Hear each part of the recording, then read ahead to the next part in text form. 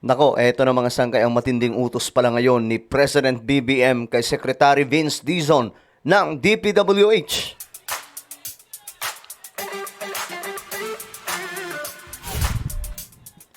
So, eto mga sanggay, pag-usapan po natin ngayon ang matinding utos ng ating presidente na si PBBM dito kay Vince Dizon.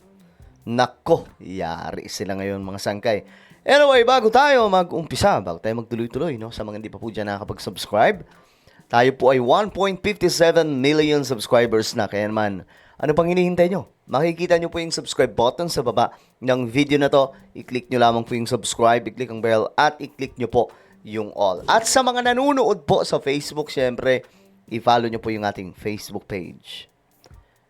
Ngayon nga, mga sangkay, itong si Vince Dizon ay nagsalita na tungkol po dito sa matinding utos ng ating presidente sa kanya. At alam nyo, itong si Vince Dizon, dati, ano pa to tisoy pa kung titingnan. Pero ngayon, mga sangkay, dumami na po yung puting buhok, nangayayat, mga sangkay. Hindi na po gwapito kung titingnan, hindi tulad dati, mga sangkay. Dahil nga po sa matinding problema no, na kanyang inaasikaso ngayon, syempre, kinuha siya ni BBM bilang isang kalihim ng DPWH kasi nga po, ang hirap nang magtiwala sa ibang mga tao ngayon, mga sangkay. At ito naman si Vince Dizon ay kilala bilang masipag at magaling na opisyal. At ito po ang kanyang isiniwalat, mga sangkay. Ang inutos po ng Pangulo sa akin, hindi depensahan ang DPWH. Ang utos po ng Pangulo sa atin ay reformahin ang DPWH. Okay, ang inutos sa akin ng Pangulo, hindi depensahan ang DPWH, kundi gumawa ng reforma. Ganyan dapat, mga sangkay. Hindi po para maging shield sa DPWH, na porket under po yan kay PBBM, parang pagtatakpan na. Hindi po ganoon. Ang utos ng presidente, magsagawa ng matinding reforma at huwag depensahan ang DPWH. At yan po ang ginagawa ngayon ni Vince Dizon. Nakikita po natin, mga sangkay, marami pong tinatanggal. Ang pagkakaalam ko nga, nasa 2,000 na bakanteng trabaho ang mayroon ngayon ng DPWH. So good luck sa mga engineers, mga architect, accountant, at marami pa pong iba, mga sangkay. No, pwede kayong pumasok dyan, magtrabaho, at good luck po sa inyong lahat. So, ito po ang ginagawa ngayon ni Vince Dizon. Yun yung pambihirang utos ng Pangulo. Huwag mong depensahan ang DPWH. Magsagawa ka ng matinding reforma. Ganyan dapat. Alam nyo, dapat ito ang ginawa ni PRRD noon. Pero wala, mga sangkay, hindi po niya nagawa Diba? Dapat noon pa, mga sangkay, nakalampag na po ito. Kita nyo, wala pong napakulong na mga matataas na opisyal. Wala pong sinugod na mga matataas na opisyal. Puro mga small time lang. Mga sangkay, dito kay BBM, hindi. Mula sa pinakamababa hanggang sa pinakamataas, nayayari ni BBM. Partida, sinasabihan pa pong weak leader yan. At baguhin ang DPWH. Mhm. At lahat po ng sinasabi nyo, it's absolutely correct po.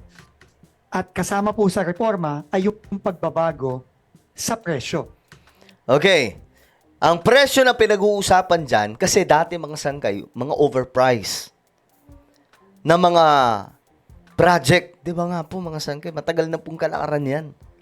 Yung tulay, papagawa, 10 million lang ang gagastusin. Ang gagawin nila dyan, 30 million.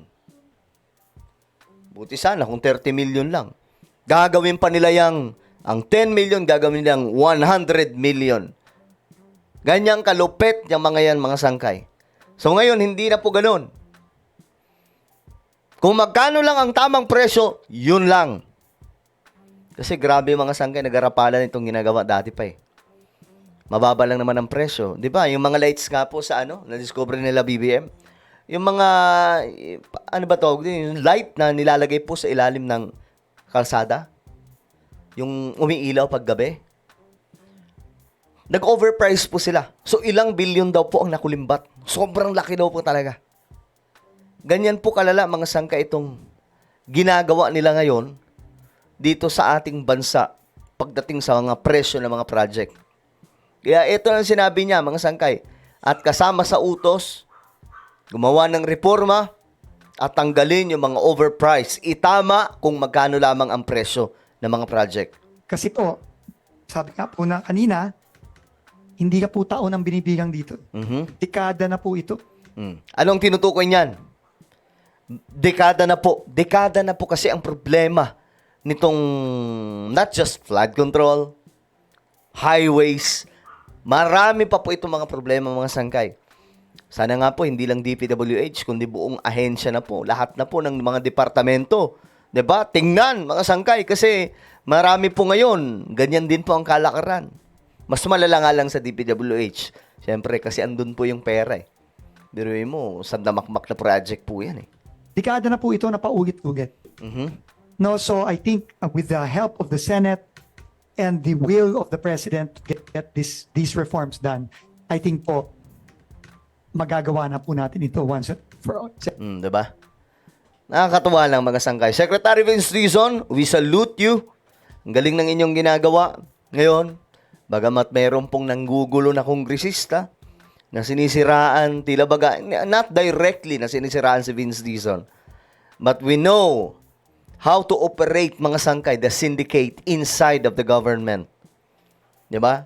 Malala po sila magtrabaho. Pero matibay-tibay itong si Vince Dizon, hindi po mababasta-basta ito, mga sangkay. So yan po yung utos ng presidente sa kanya. Huwag depensahan ng DPWH. Hindi tulad dati, more on depensa ng depensa, diba? Dito kay BBM, hindi. Huwag depensahan. Kahit ngayong kanyang pinsan, diba, nadadawit, wala. Hinayaan niya. Mga sangka, hindi niya kinanlong. Huwag depensa ng DPWH, itama yung mga presyo ng mga projects. Ngayon, magsagawa ng malaking reforma. At ngayon, ito ang nakakatuwa. Ayon sa report, ito daw po yung posibleng kulungan ng mga sangkot sa flood control. Ipinasilip na. Ininspeksyon ng Department of Interior, Local Government, DILG Secretary John Vic Remulla ang New Quezon City Jail na posibleng pagdalhan ng mga individual na sangkot sa maanumalyang flood control. Ayan na. May 5 double, eto na, may mga higaan, no, mga sangkay, makikita nyo naman. Mayroon din pong pinaka-CR. Ayan, ito yung pinaka-palikuran po nila. Hiwalay na pasilidad. Mayroon din sa mga babae. Uy, si Sara Diskaya, di ba? May mga lalaking madidetain dito. At babae, mayroon ding laundry area, chapel at receiving area para sa mga bibisita. Sa madaling sabi, mukhang talagang may mga makukulong. Ayan o, ayon kay Remulla, aabot sa 200 na personalidad ang posibleng makasuhan. Kaya pinaghahandaan na nila ito. Nila ito. Ayan, mga sangkay. Ito yung hindi nagawa ni PRRD talaga. Sayang, mga sangkay, di sana may maipagmamalaki tayo na sasabihin natin, during the time of PRRD, nagpagawa ng kulungan para sa mga hurap. Diba? Sabi ng iba, ang ganda. Mukha bang maganda yan? Diyos mio, Marimar. Tingnan nyo nga kung maganda yan.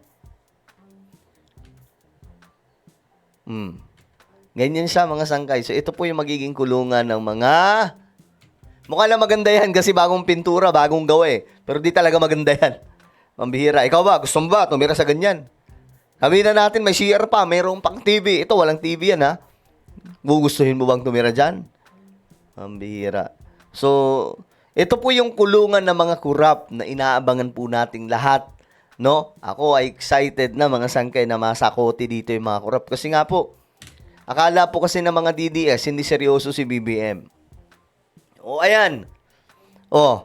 Ang tanong ko sa inyo, nagawa ba yan ni PRRD na magpagawa ng kulungan para sa mga hurap? Di ba wala, mga sangkay?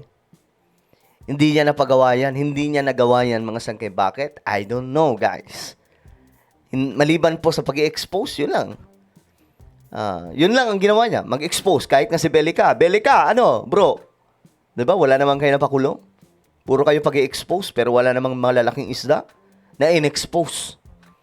Pambihira. Well, Ito na po, ano ang inyong opinion? Comment down below. Meron po tayong YouTube channel, Sangkay Revelation. Hanapin nyo po ito ngayon sa YouTube. Kapag nakita nyo na, i-click nyo po yung subscribe, i-click ang bell, at i-click nyo po yung all. Ako na po ay magpapaalam. Mag-iingat po ang lahat. God bless everyone.